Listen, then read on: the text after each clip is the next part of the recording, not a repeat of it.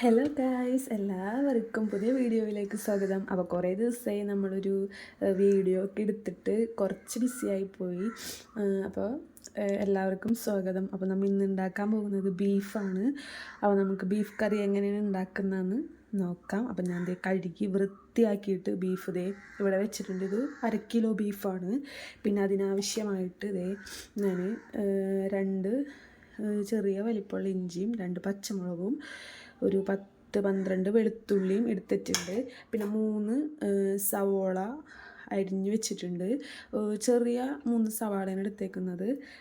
പിന്നെ ഒരു വലിയ തക്കാളിയും അരിഞ്ഞ് വെച്ചിട്ടുണ്ട്. അപ്പോൾ നമുക്ക് ഫസ്റ്റ് കുക്കറിലോട്ട് ബീഫ് ഇടാം. ഞാൻ കഴുകി വൃത്തിയാക്കി വെച്ചിരിക്കുന്ന ബീഫ് കുക്കറിലോട്ട് ഇട്ട് കൊടുക്കാം.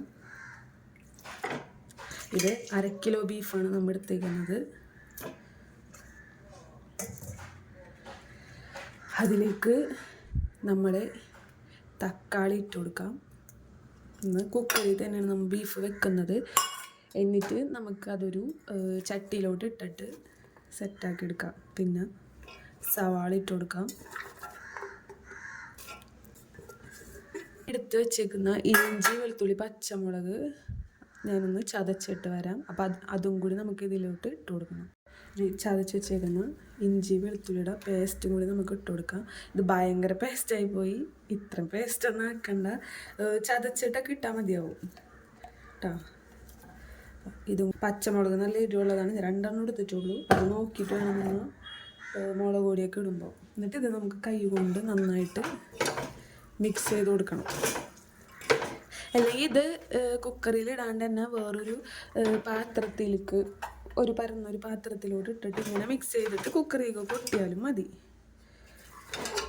ഇത് ഞാൻ പെട്ടെന്നൊക്കെ ഉണ്ടാക്കുന്ന കറിയാണ്. പെട്ടെന്ന് ഇപ്പോൾ കറി ഉണ്ടാക്കണം, ബീഫ് ഉണ്ടെങ്കിൽ ഇങ്ങനെ വെക്കും.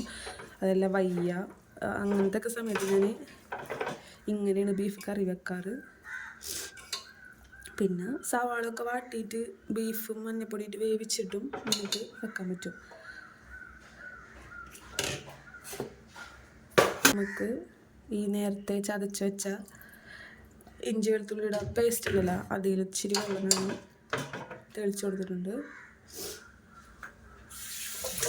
പിന്നെ ഇതിലേക്ക് ആവശ്യമായിട്ട് മുളക് പൊടി,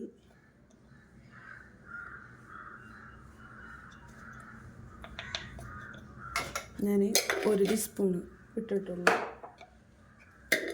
1 ടീസ്പൂൺ എന്ന് വെച്ചാൽ എൻ്റെ ഈ ഒരു കയ്യിൽ. പിന്നെ മല്ലിപ്പൊടി ഞാൻ ഈ ഒരു കയ്യിൽ ഒരു ചെറിയ ടീസ്പൂണിൽ 4 കയ്യിലിട്ടിട്ടുണ്ട് മല്ലിപ്പൊടി. പിന്നെ മഞ്ഞൾപ്പൊടി ഈ ഒരു കയ്യിൽ 1/2. പിന്നെ നമ്മൾ മെയിനായിട്ട് ഇട്ടിട്ടില്ല ഉപ്പ്.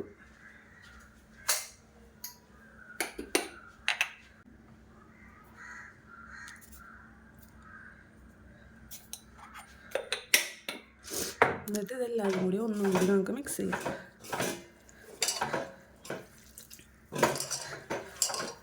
എല്ലാതും കൂടി ഞാൻ മിക്സ് ചെയ്തിട്ടുണ്ട്. വേവിക്കാം.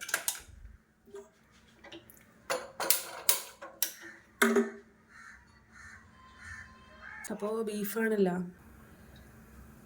5-8 വിസിൽ വരട്ടെ. എന്നിട്ട് നമുക്കിതൊരു മൺകലത്തിലോട്ട് കൊട്ടിക്കൊടുത്തിട്ട് ബാക്കി. അപ്പോൾ ഇതിൻ്റെ വിസിലൊക്കെ പോയിട്ടുണ്ട്. അപ്പോൾ നമുക്കിത് വെന്തോന്ന് നോക്കിയാലോ.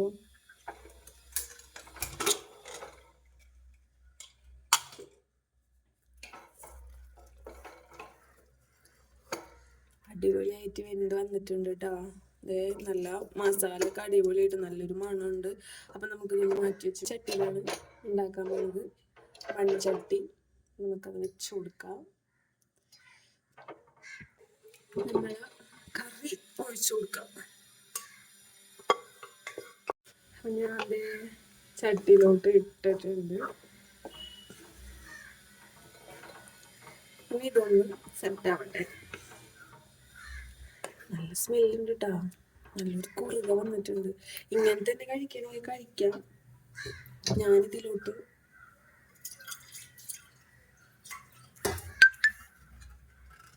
തേങ്ങാപ്പാൽ, കുറച്ച് തേങ്ങാപ്പാൽ ഒഴിച്ചു കൊടുക്കാം.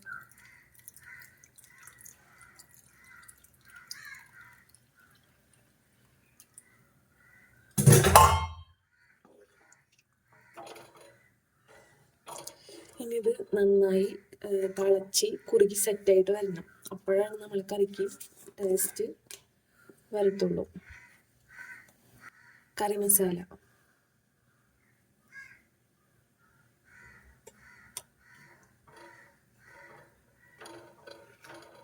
പിന്നെ എൻ്റെ അടുത്ത് മല്ലിയില ഇല്ലാട്ടാണ്, അപ്പം ഞാൻ മല്ലിയില ഇടുന്നില്ല. നിങ്ങളുടെ അടുത്ത് മല്ലിയിലൊക്കെ ഇടണമെങ്കിൽ ടേസ്റ്റ് ഉണ്ടാവും. നമുക്ക് കുറച്ച് കുരുമുളക് കൂടി ഇട്ട് കൊടുക്കാം.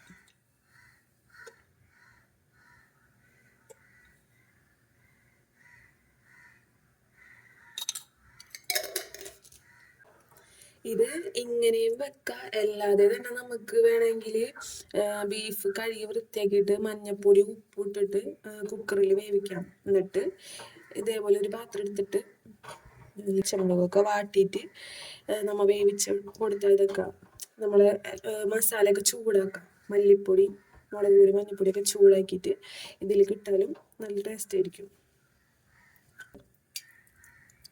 അപ്പം വെളിച്ചെണ്ണ ഒഴിക്കാണ്ട് തന്നെ കറി നല്ല ടേസ്റ്റ് ഉണ്ട്. ഇപ്പം നമ്മൾ ഡയറ്റൊക്കെ നോക്കുന്ന ആൾക്കാരാണ്, ഇപ്പം ജിമ്മിനൊക്കെ പോകുന്ന ആൾക്കാരൊക്കെ ആണെങ്കിൽ അവർക്ക് ഇങ്ങനെ ഉണ്ടാക്കിയാൽ മതി. ഓയിലൊന്നും ഒഴിക്കണമെന്നില്ല. നമ്മുടെ ഇവിടെ അധികം ഓയിലിൻ്റെ ഇതൊന്നും യൂസ് ചെയ്യാത്തതാണ് ഞാൻ ഇങ്ങനെ ചെയ്തത്.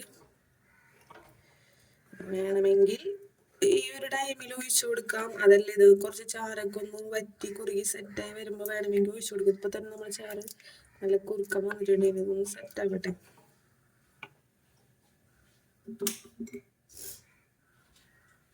പിന്നെ വന്നിട്ടുണ്ട് നമ്മളെ ബീഫ് കറി. ഇത് നന്നായിട്ട് തിളച്ച് വരട്ടെ. അപ്പോൾ ദേ കറി നന്നായി തിളച്ച് സെറ്റായിട്ടുണ്ട് കേട്ടോ.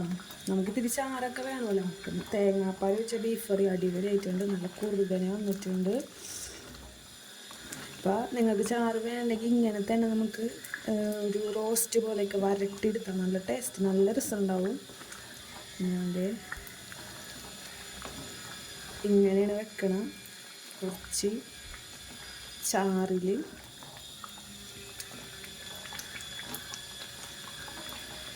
അപ്പോൾ എല്ലാവർക്കും ബൈ. അപ്പോൾ എന്താ, എൻ്റെ ചാനൽ സബ്സ്ക്രൈബ് ചെയ്യാണ്ട് വീഡിയോസൊക്കെ കാണുന്ന ഒരുപാട് ആൾക്കാരുണ്ട്. നമുക്ക് സബ്സ്ക്രൈബേഴ്സ് കുറവാണ്. അപ്പം നിങ്ങൾ സബ്സ്ക്രൈബ് ചെയ്യണം, പിന്നെ ലൈക്ക് ഷെയറൊക്കെ ചെയ്യണം. എല്ലാം എന്താ സബ്സ്ക്രൈബേഴ്സ് ആകെ 15 ആയിട്ടുള്ളൂ. അപ്പം നിങ്ങളുടെ സപ്പോർട്ട് എനിക്ക് വേണം, എന്നാലേ എനിക്ക് ഇനിയും വീണ്ടും വീണ്ടും വീഡിയോസൊക്കെ ഇടാനായിട്ട് തോന്നുള്ളൂ. അപ്പോൾ എല്ലാവരും സപ്പോർട്ട് ചെയ്യുക. അപ്പോൾ ഇത് നിങ്ങൾ വീട്ടിൽ ട്രൈ ചെയ്ത് നോക്കണം. ബീഫ് കറി ഈ ഒരു തരത്തിൽ നിങ്ങൾ ഉണ്ടാക്കിയിട്ട് നിങ്ങളെന്നോട് അഭിപ്രായങ്ങൾ പറയണം. നിങ്ങളാരും അഭിപ്രായങ്ങളൊന്നും പറയുന്നില്ല, വീഡിയോ ഇങ്ങനെ കാണുന്നുണ്ടെന്നല്ലാണ്ട് സബ്സ്ക്രൈബ് ചെയ്യുകയൊന്നും ചെയ്യുന്നില്ല. അപ്പം നിങ്ങളെല്ലാവരും സപ്പോർട്ട് ചെയ്യണം. പിന്നെന്താ, അപ്പോൾ എല്ലാവരും ഇതൊന്ന് ട്രൈ ചെയ്ത് നോക്കുക. നമുക്ക് എന്തിൻ്റെ കൂടെ കഴിക്കാൻ പറ്റുന്നതാണ്. അപ്പോൾ ഇതേപോലുള്ള സിമ്പിളായിട്ടുള്ള റെസിപ്പികളെ ഞാൻ നിങ്ങൾക്ക് മുന്നിൽ കൊണ്ടുവരുന്നുള്ളൂ. അപ്പോൾ വേറൊരു ഇതേപോലെ തന്നെ സിമ്പിളായിട്ടുള്ള വേറൊരു റെസിപ്പിയുമായി നമുക്ക് വീണ്ടും വീഡിയോ കാണാം. അപ്പോൾ ഓക്കെ ഗായ്സ്, ബൈ.